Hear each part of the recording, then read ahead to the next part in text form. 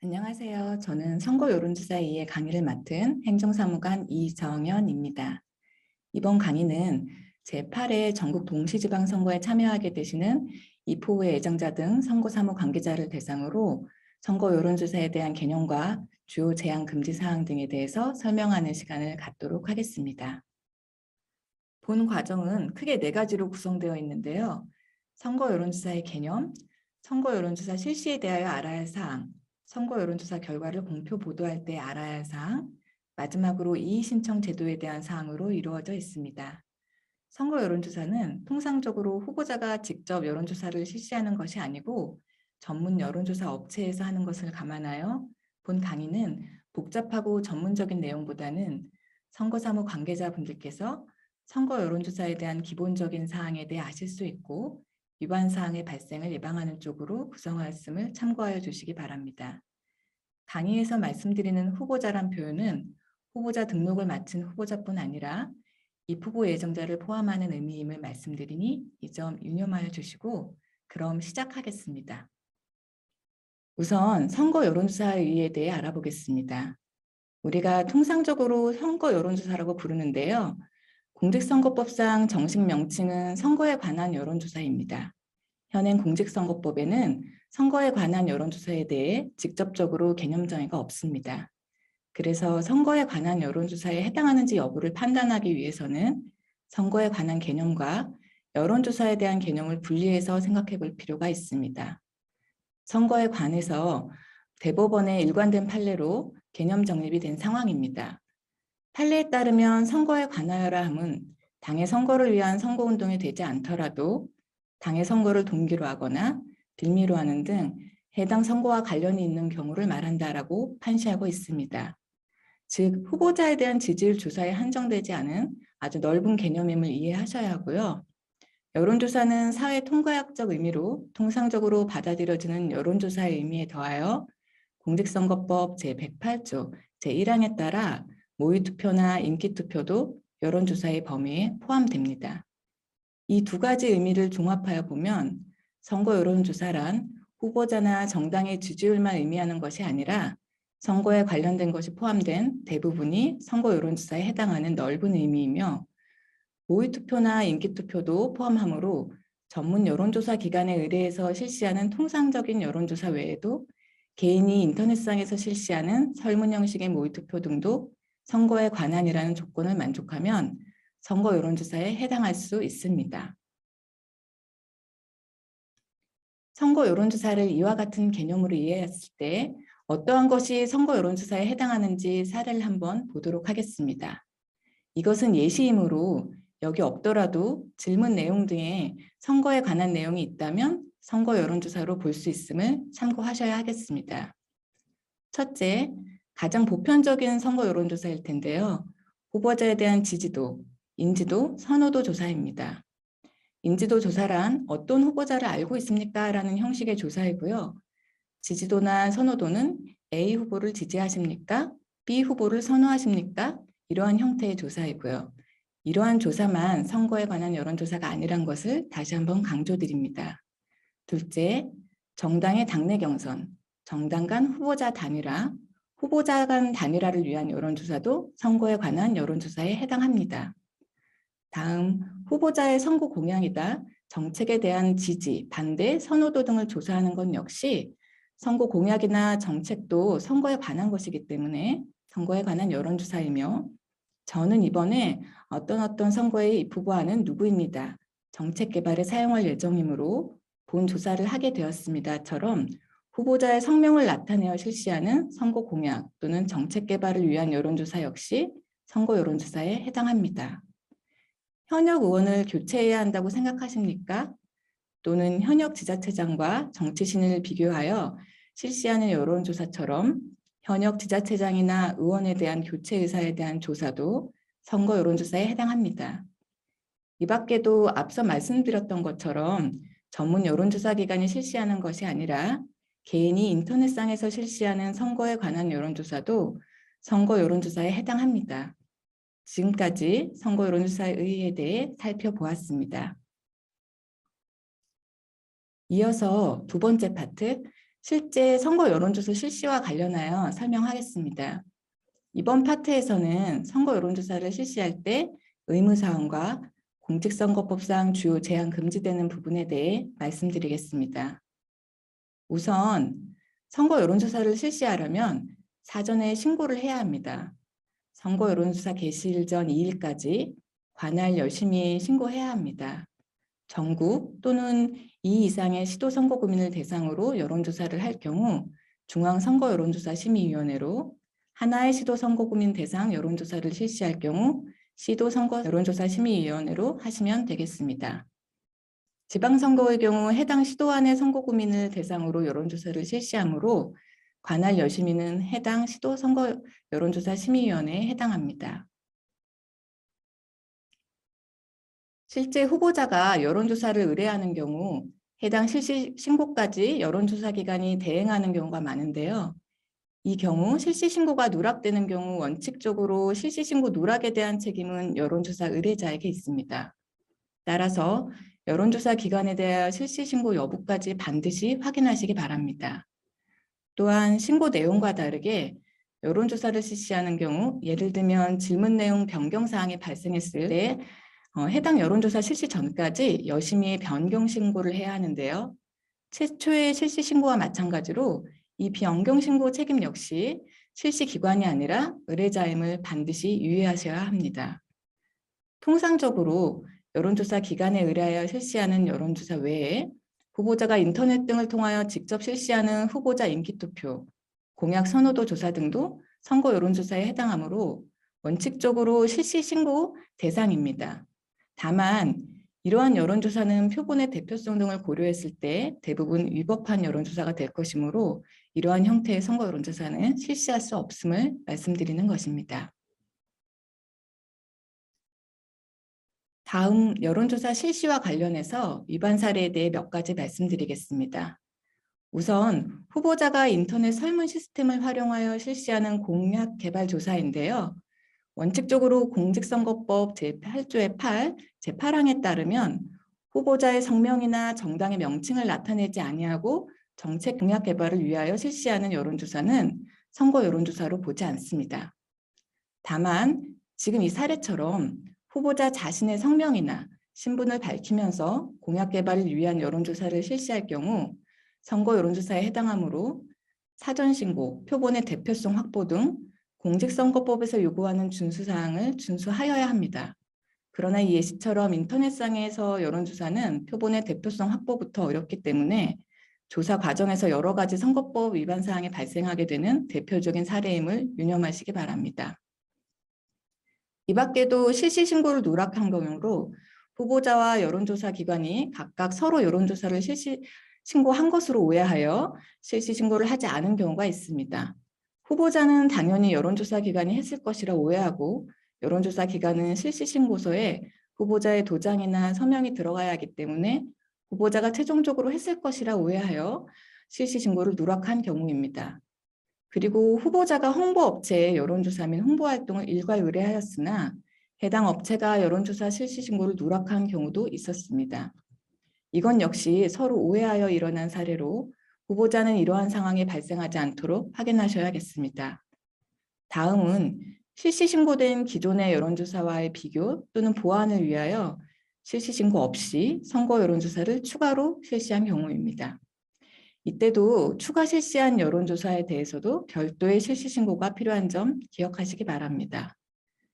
다음 여론조사 실시 기간에 변동이 있었으나 변경 신고를 하지 않은 경우, 실시 신고서에 기재한 여론조사 실시 지역 외에 다른 지역 선거구민을 대상으로 변경 신고 없이 여론조사를 실시한 위반 사례가 있었으니 참고하시기 바랍니다. 다시 한번 정리하면 실시 신고에 대한 책임은 해당 여론조사의 의뢰자에게 있는 것임을 명심하시고 여론조사 기관과의 소통에 오해가 없도록 신경 써주시기 당부드립니다. 지금까지 선거 여론조사를 실시하기에 앞서 사전 신고제에 대해 안내드렸고 다음은 선거 여론조사 실시 단계에 있어 몇 가지 주요 제한 금지 사항에 대해 설명드리겠습니다. 선거 여론조사 실시 단계에서 구체적으로 공직선거법상 준수해야 할 사항은 많지만 주로 선거 여론조사를 실제 실시하는 여론조사 기관이 실사 과정 중 준수해야 할 사항들은 제외하고 후보자께서도 아셔야 할 사항 위주로 안내하도록 하겠습니다. 우선 선거일 전 60일부터 제한 금지되는 사항입니다. 공직선거법 제108조 제2항에 따라 누구든지 선거일 전 60일부터는 투표용지와 유사한 모형을 이용한 선거 여론조사를 실시하거나 후보자 또는 정당의 명의로 선거에 관한 여론조사를 할 수 없도록 규정하고 있습니다. 이번 제8회 지방선거의 경우 2022년 4월 2일부터는 선거 여론조사를 실시하면서 실제 투표용지 모양과 유사한 모형을 사용하여 응답하게 하는 방법으로 선거 여론조사를 실시할 수 없습니다. 또한 후보자 또는 정당 명의를 밝히며 하는 여론조사는 금지되는데요. 예를 들어 여론조사 첫 도입 후에 이 여론조사는 A 후보의 의뢰로 실시하는 조사입니다. B 정당의 의뢰로 실시하는 조사입니다. 라는 문구는 사용할 수 없습니다. 그리고 후보자의 육성을 들려주는 것도 후보자의 이름을 밝히는 것과 같으므로 후보자가 육성으로 자기소개를 하거나 후보자가 질문지를 낭독하는 것도 위법입니다. 다음은 질문지에 대한 사항입니다. 누구든지 편향된 어휘나 문장으로 질문하는 것은 금지됩니다. 좀 더 구체적으로 보면 경력 등 특정 후보자에게 유리 또는 불리하게 질문하거나 주관적 판단이나 편견이 개입된 어휘나 표현을 사용하여 질문하는 행위, 특정 정당 또는 후보자에 대한 긍정적 또는 부정적 이미지를 유발할 수 있는 내용으로 질문지를 구성하거나 선거운동 목적으로 특정 정당 후보자의 정책 홍보를 하는 것은 모두 금지됩니다. 예를 들어 설문사항에 A 후보자 이름을 다른 후보자보다 많이 나오게 하고 A는 변호사입니다. 전문가가 국회에 진출하는 것에 대해 어떻게 생각하십니까? 라며 후보자의 장점을 부각시키는 여론조사를 실시하는 위반 사례가 있었습니다. 다음으로 누구든지 피조사자, 즉 선거 여론조사 응답자의 의사를 왜곡하는 행위를 할 수 없습니다. 좀 더 구체적으로 보면 피조사자에게 응답을 강요하거나 조사자의 의도에 따라 응답을 유도하는 방법으로 질문하거나 피조사자의 의사를 왜곡하는 행위를 할 수 없습니다. 또한 편향된 응답을 유도하도록 질문 순서를 정하거나 응답 항목을 구성하는 행위 역시 금지됩니다. 정당의 명칭이나 후보자 서열을 일정 간격에 따라 순환하지 않는 행위도 금지됩니다. 실제 여론조사를 할 때는 같은 질문에서 응답자에 따라 보기 순서가 다르게 주어질 수 있습니다. 같은 질문이라도 어떤 응답자에게는 보기 순서가 A, B, C, D로 어떤 응답자에게는 P, C, D, A로 질문할 수 있는데 이처럼 보기 순서가 순환되어 질문하는 것을 알 수 있습니다. 이렇듯 선거 여론조사는 조사에 참여해 응답하는 사람이 질문지 구성으로 인하여 응답에 영향을 받지 않도록 제한 규정을 두고 있음을 기억하시기 바랍니다. 다음으로 누구든지 선거 여론조사를 하면서 오락기타 사행성을 조정할 수 있는 방법으로는 선거 여론조사를 할 수 없으며 피조사자의 성명이나 성명을 유추할 수 있는 내용을 공개하는 행위를 할 수 없습니다. 특히 추첨에 의해 경품을 제공한다고 홍보하면서 선거 여론조사 참여자를 모집하는 위반 사례가 있었으니 이러한 행위는 금지됨을 명심하시기 바랍니다. 다음, 지방선거를 앞두고 당내 경선을 위한 여론조사가 많이 실시될 것으로 예상되는데요. 당내 경선을 위한 여론조사 관련 금지사항을 살펴보도록 하겠습니다. 공직선거법 제108조 제11항 제1호에 따르면 누구든지 당내 경선을 위한 여론조사의 결과에 영향을 미치게 하기 위하여 다수의 선거구민을 대상으로 성별, 연령 등을 거짓으로 응답하도록 지시, 권유, 유도하는 행위를 금지하고 있습니다. 우선 당내 경선을 위한 여론조사의 의미에 대해 보면 당내 경선을 대체하는 여론조사, 정당의 당내 경선에 앞서 컷오프 대상자를 파악하거나 경선 후보자의 경쟁력을 확인하기 위하여 실시하는 여론조사 등을 의미합니다. 즉, 당내 경선에 직접 해당하는 여론조사뿐 아니라 당내 경선 수개월 전이라도 당내 경선을 위하여 실시하는 여론조사를 두루 말합니다. 예를 들어 특정 후보자의 지지율이 압도적으로 높을 경우 단수 공천을 하기 위해 당내 경선을 실시할 것인지 말 것인지를 결정하는 여론조사, 당내 경선에 참여 후보자를 한정시키기 위한 여론조사도 당내 경선을 위한 여론조사에 해당합니다. 이처럼 당내 경선을 위한 여론조사가 생각보다 넓은 의미로 사용됨을 이해하실 필요가 있으며 공직선거법에 명시한 성별, 연령 외에도 지지 정당, 권리 당원 여부 등 여론조사 결과에 영향을 미칠 수 있는 요소들을 넓게 포함하고 있음을 아셔야 합니다. 여기서 실제 응답자가 해당 여론조사에 응답하였는지 여부는 상관없으며 거짓 응답을 지시하거나 권유하거나 유도하는 행위 자체만으로도 이 법행위가 성립함을 다시 한번 강조드립니다. 실제 경선 과정에서 일어난 위반 사례를 말씀드리면 당내 경선 여론조사에서 일반인을 대상으로 여론조사를 실시한 경우인데요. 이때 여론조사에서는 권리당원 여부를 먼저 묻습니다. 응답자가 권리당원이라고 답변하면 응답 대상자가 아니므로 여론조사가 종료되게 되죠. 그런데 특정 후보자 측이 권리당원의 설문 참여를 위하여 권리당원에게 거짓 응답, 권유구를 게시한 사례입니다. 선거 참여 의사를 물어본 다음에 권리당원인지 물어봅니다. 이때 아니오라고 답하면 지지하는 후보 누구누구에게 투표할 수 있습니다. 라는 글을 게시한 사례입니다. 다음은 연령을 거짓으로 응답하도록 권유한 사례인데요. 선거 여론조사는 표본의 대표성을 위해서 성별, 연령별, 지역별 응답자를 할당하는데요.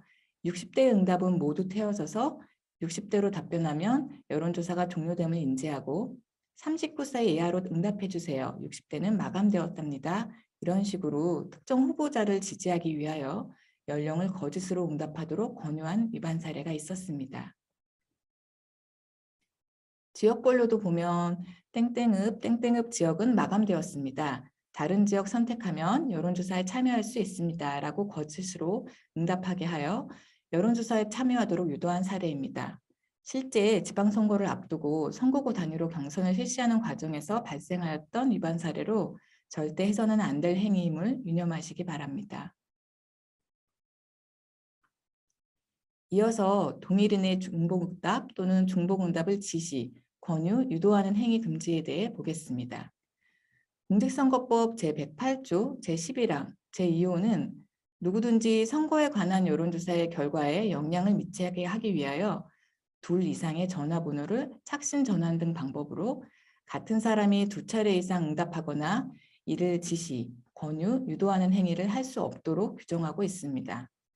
여기서 기억하셔야 할 사항은 본 금지 조항은 앞서 말씀드렸던 당내 경선을 위한 여론조사를 포함하여 모든 선거 여론조사에 적용된다는 것입니다. 또한 당내 경선을 위한 여론조사의 경우처럼 지시, 권유, 유도를 받는 상대방이 실제로 해당 여론조사에 중복 응답하였는지 여부와 상관없이 위반 행위는 성립합니다. 그리고 지시, 권유, 유도한 사람뿐 아니라 중복 응답한 사람도 처벌 대상임을 유의하시기 바랍니다. 실제 위반 사례를 몇 가지 말씀드리겠습니다. 예비후보자 가족, 측근 등 명의로 단기 유선전화를 설치하여 휴대전화 등으로 착신 전환 후 여론조사에서 같은 사람이 중복해서 응답하는 사례가 있었으며 선거사무소에 설치한 단기전화를 통하여 선거 여론조사에서 특정 후보자를 지지하는 것으로 같은 사람이 중복 응답한 위반 사례가 있었습니다. 이 외에도 당원협의회에서 지방선거 입후보정자 및 당원들에게 수백 대의 임시전화를 개설하게 하여 착신전화 및 여론조사 중복응답을 지시한 사례, 선거 여론조사에 응답하기 위하여 지인들의 휴대전화를 다수 확보한 후 한 사람이 특정 후보자를 지지하는 것으로 여론조사에 중복응답시킨 사례 등이 있습니다. 이러한 사례는 특히 지방선거를 앞두고 상대적으로 선거구역이 좁은 지역에서 본인의 선거운동 위하여 발생한 경우가 많으므로 우리 위원회도 각별히 예의주시하고 있으니 여러분께서도 위반 사례가 발생하지 않도록 주의하여 주시기 바랍니다. 다음으로 선거 여론조사 실시 관련 기타 유의사항 말씀드리겠습니다. 첫째, 예비후보자 등록 신청 개시일부터 후보자가 실시한 선거 여론조사 비용은 사회 초과분부터 선거 비용에 산입됩니다. 다만 선거 여론조사 비용은 보전 대상에 해당하지는 않습니다. 둘째, 후보자가 개인적으로 가지고 있는 지인의 연락처, 회원 명단 등 후보자가 구축하거나 제공한 데이터베이스를 선거 여론조사에 사용할 수 없습니다. 따라서 후보자께서는 선거 여론조사를 실시하면서 여론조사 기관에 개인적으로 가지고 있는 전화번호 목록 등을 제공하시면 안 되십니다. 마지막으로 피조사자 선정 과정을 거치지 아니한 조사 대상자가 자발적 의사에 따라 응답자로 참여하는 조사 방법은 금지됩니다. 따라서 입후보 예정자가 웹사이트에서 제공하는 설문 시스템 등을 이용하여 선거 여론조사를 생성한 후 웹사이트 방문자가 자발적으로 참여하는 방식으로 여론조사를 진행하는 행위는 법에 위반되므로 유의하시기 바랍니다. 지금까지 선거 여론조사 실시와 관련하여 사전 신고 제도와 실시 과정에 있어 제한 금지되는 내용에 대해 살펴보았습니다. 다음은 세 번째 파트인 선거 여론조사의 결과 공표 보도에 대해 알아보도록 하겠습니다. 우선 선거 여론조사 결과를 공표한다는 것에 대하여 언론기관의 보도에 준하는 것으로 생각하거나 다수의 사람들 앞에서 형식을 갖추어 발표하는 것에 한한 것으로 오해하는 경우가 많은데요. 대부분은 공표에 대하여 그 수단이나 방법의 여하를 불문하고 불특정 또는 다수인에게 알리는 것을 의미하고 비록 개별적으로 한 사람에 대하여 사실을 유포하더라도 이로부터 불특정 또는 다수인에게 전파될 가능성이 있다면 공표에 해당한다고 판시하고 있습니다.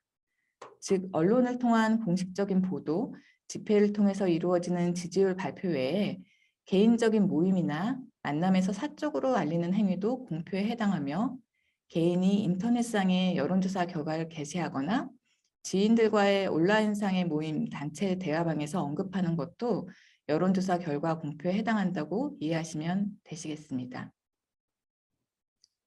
그리고 선거 여론조사 결과는 반드시 구체적인 지지율 수치에 한정되지 않습니다. 누구는 몇 퍼센트 등 구체적인 수치를 언급하지 않더라도 여론조사 결과를 근거로 한 언급은 여론조사 공표에 해당함을 유의하셔야 합니다. 즉, 여론조사 결과 현재 상대 후보를 이기고 있습니다 라는 표현을 사용하거나 오차 범위를 넘어선 우세, 여론조사 결과 역전되었습니다처럼 구체적인 수치가 포함되지 않더라도 여론조사 결과를 근거로 한 언급은 여론조사 공표에 해당합니다. 특히 오차 범위를 넘어선 우세 표현처럼 여론조사라는 단어가 직접적으로 사용되어 있지 않더라도 오차 범위 등과 같이 그 표현 자체가 여론조사 결과에 근거한 것임을 알 수 있을 때 여론조사 공표에 해당한다고 하겠습니다. 이제 공표가 어떠한 의미를 갖고 있는지 아셨으니까 지금부터는 선거 여론조사 결과를 공표함에 있어 공직선거법상 제한되는 몇 가지 사항들을 살펴보도록 하겠습니다. 먼저 선거 여론조사 결과 왜곡 공표 보도 금지 사항입니다. 공직선거법 제96조는 누구든지 선거 여론조사 결과를 왜곡하여 공표 또는 보도하는 행위를 할 수 없다고 규정하고 있습니다. 선거 여론조사 결과를 왜곡하여 공표하는 행위는 크게 몇 가지 유형화할 수 있는데요.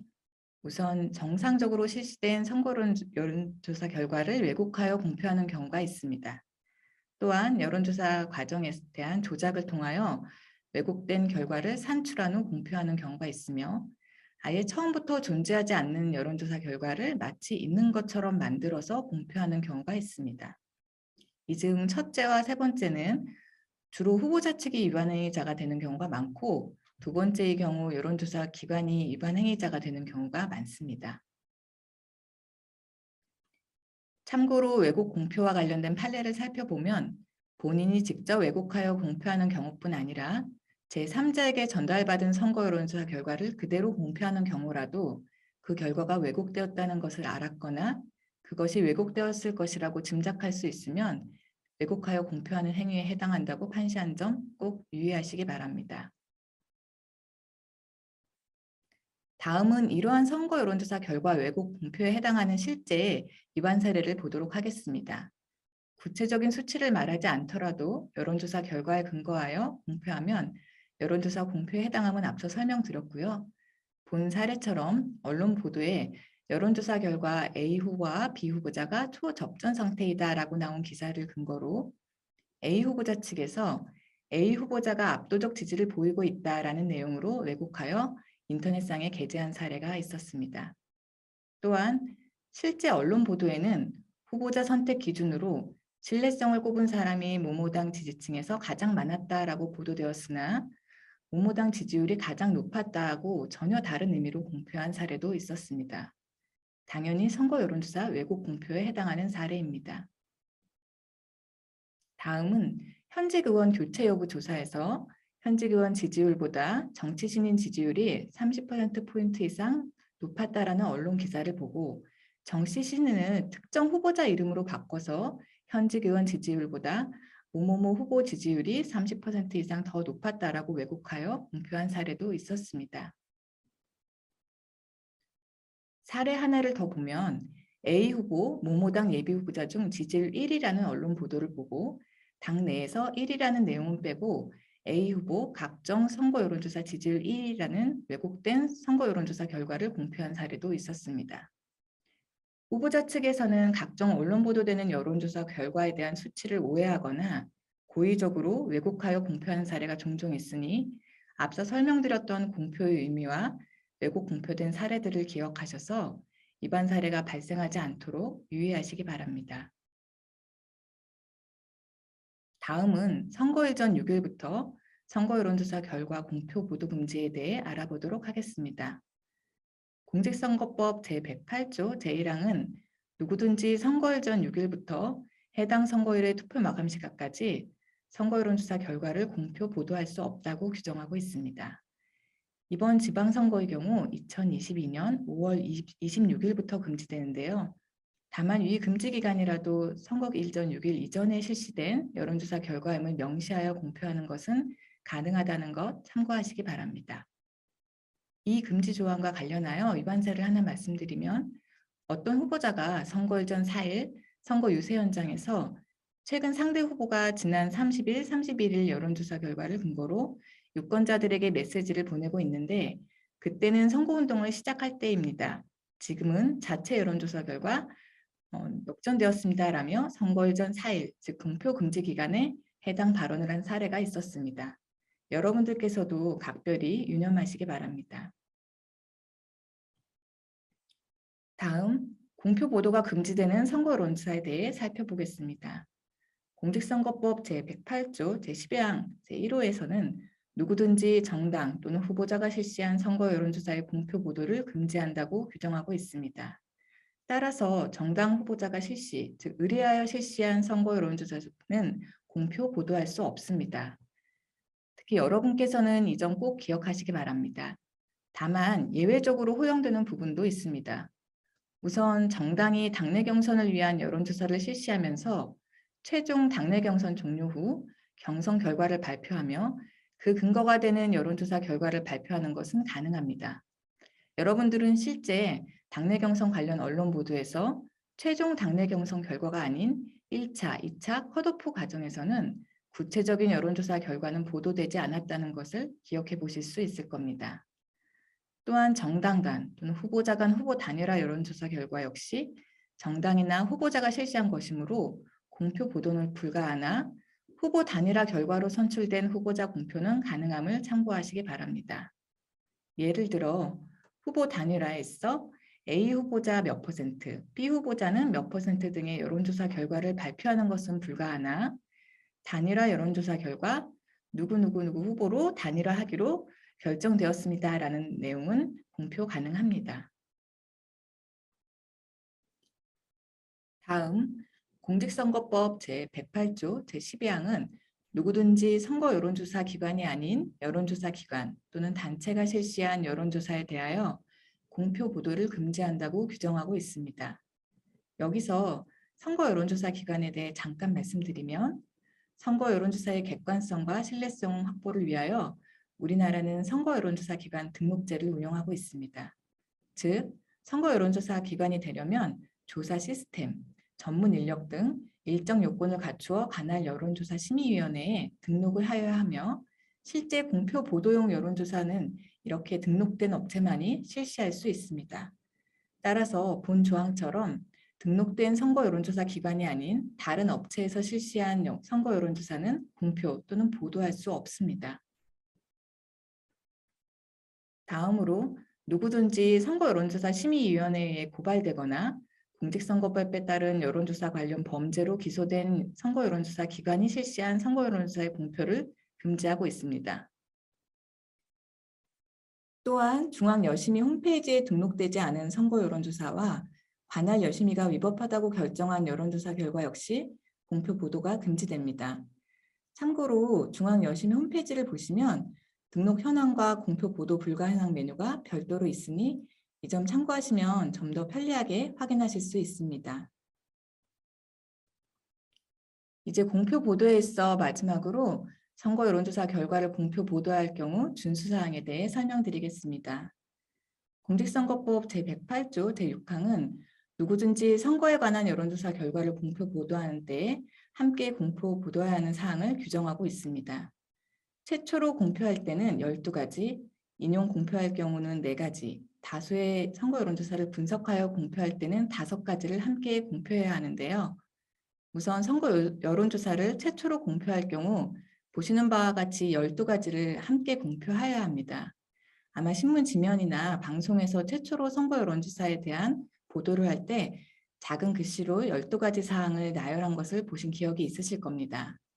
12가지를 보면 누가 조사를 의뢰했고 이 여론조사를 실시한 여론조사 기관은 어디인지, 언제, 어느 지역을 대상으로 누구에게 어떠한 조사 방법을 사용하였는지에 대해 구체적으로 함께 공표하도록 되어 있습니다. 이는 선거 여론조사의 객관성을 확보하며 유권자가 선거 여론조사 결과를 해석함에 있어 판단할 수 있는 정보를 제공하는 의미도 있음을 참고하시기 바랍니다.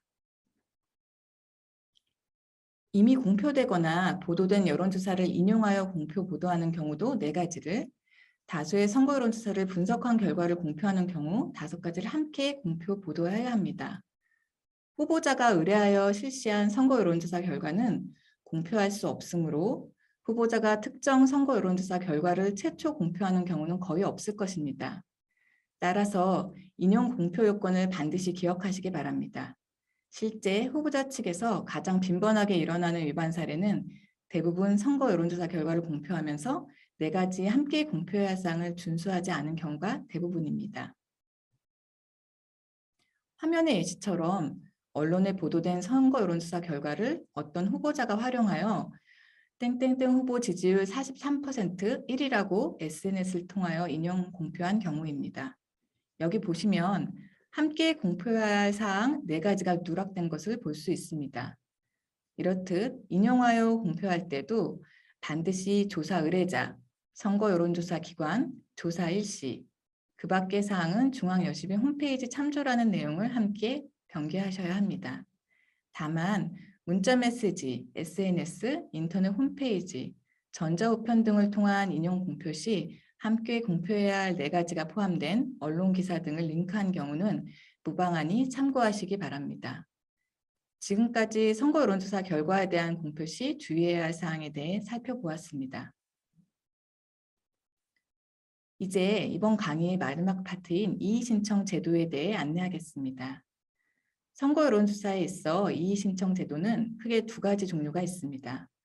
우선 선거 여론조사 신고와 관련된 것으로 선거 여론조사를 실시하기 전 사전에 신고를 하는 과정에서 그 내용에 대하여 여심위는 보완 요구를 하는 경우가 있습니다. 이때 그 보완 요구에 대하여 이의가 있는 자는 서면으로 관할 여론조사 심의위원회에 이의 신청을 하실 수 있습니다.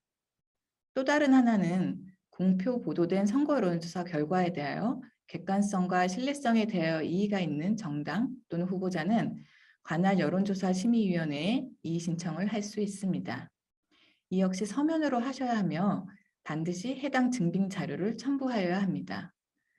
선거 여론조사는 여론조사의 특성상 다소 전문적인 내용이 포함되어 있는 등 상황에 따라 해석이 필요한 경우가 많으므로 모호한 사항은 사전에 관할 여론조사 심의위원회에 확인을 받으셔서 처리하시는 것을 부탁드립니다. 지금까지 선거 여론조사의 개념, 선거 여론조사 실시 과정의 유의사항, 선거 여론조사 결과를 공표하는 데 있어 준수사항과 이의신청 제도에 대해 살펴보았습니다. 마지막으로 후보자 여러분 등 선거 사무 관계자분께서 꼭 기억하셔야 할 것들 한번 정리하고 마치도록 하겠습니다. 우선 선거 여론조사를 실시하려면 사전에 관할 여심위에 신고를 해야 하므로 신고 누락이 되지 않도록 후보자 측에서도 각별히 유의하셔야 하며, 언론에 보도된 여론조사 결과를 활용할 때 반드시 조사 결과에 대한 왜곡 없이 활용하시고, 여론조사 결과를 인용 공표할 때 함께 공표해야 할 4가지 사항이 있다는 것도 기억해 두시기 바랍니다.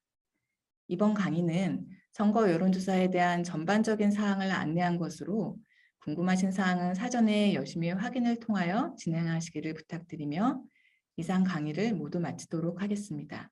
감사합니다.